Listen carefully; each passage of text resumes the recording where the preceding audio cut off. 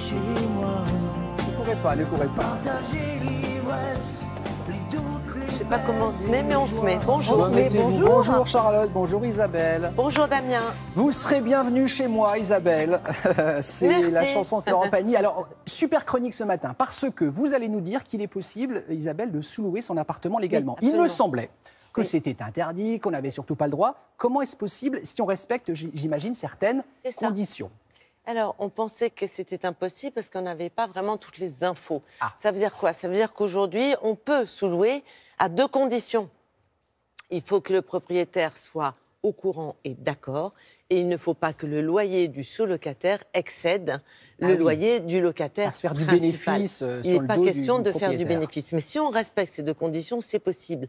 Et en fait, ça correspond à une demande aujourd'hui avec le développement des missions courtes et de la mobilité géographique. Donc, on a une start-up qui s'est lancée dans ce principe de jouer les intermédiaires entre les propriétaires, les locataires, les sous-locataires. Ils s'occupent de tout et vous allez voir que finalement, c'est du gagnant, gagnant, gagnant pour les trois parties. Voici un exemple très concret.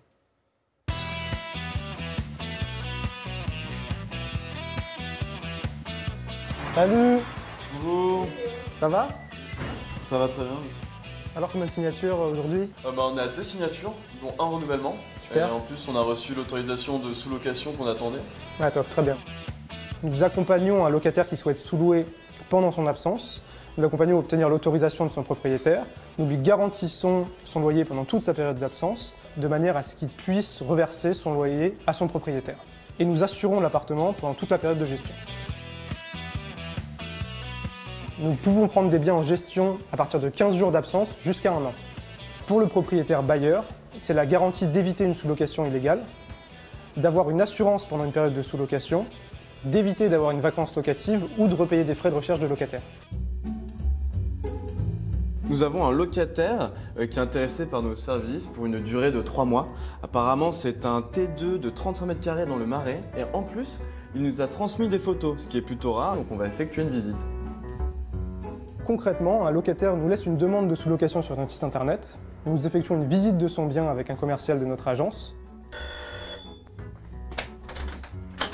Bonjour. Bonjour Raphaël, enchanté. Antoine, enchanté. Merci beaucoup de me recevoir. Donc nous avons la cuisine avec donc, différents espaces, je vois, donc, de rangement.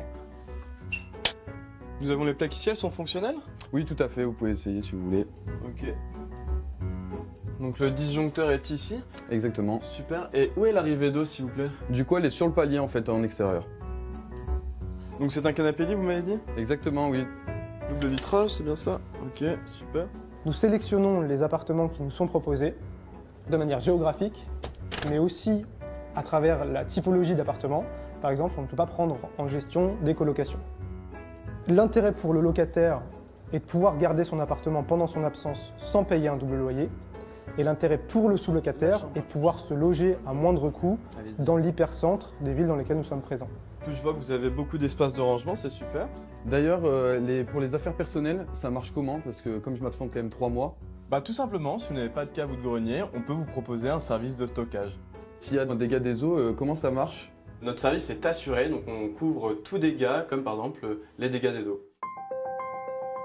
À présent, je vais rentrer en contact avec votre propriétaire pour obtenir l'autorisation de sous-location. Dès signature du contrat, on se reverra pour l'état des lieux. D'accord, donc vous vous occupez de tout et puis j'attends de vos nouvelles. Exactement. Super.